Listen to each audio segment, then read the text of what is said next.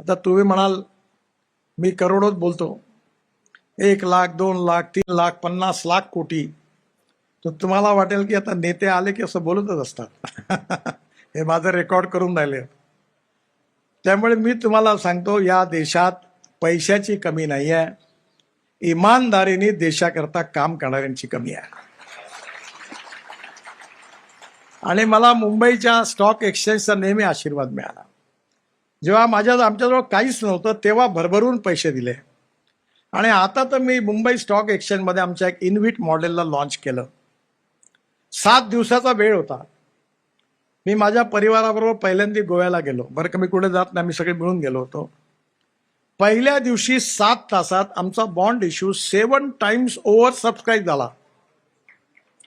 पाऊस पडला पैशाचा. तर मला आमच्या मेंबर फायनान्स जो होता, रिझर्व्ह बँकेत डेप्युटी गव्हर्नर होणार, तो मला फोन आला घाबरत. बोला सर जल्दी आओ. बोला क्यों? बोले ये 7 दिन छोड़ो, 7 घंटे में इतना पैसा इकट्ठा हो गया कि आगे ये वापस कैसे करना, ये प्रॉब्लेम होगा. मी दुसऱ्या सकाळी 7 वाजता विमानाने मुंबईत आलो. मुंबई स्टॉक एक्सचेंजमध्ये गेलो, घंटी वाजवली आणि बॉन्ड इश्यू बंद केला. एवढा पैसा आहे. मी दरवर्षी आता ठरवलं की 10 लाख कोटी रुपयाची कामं करायची. आणि मी असा मंत्री आहे, मी नेहमी सांगतो सगळ्या मुख्यमंत्र्यांना की माझ्याजवळ द्रौपदीची थाळी आहे.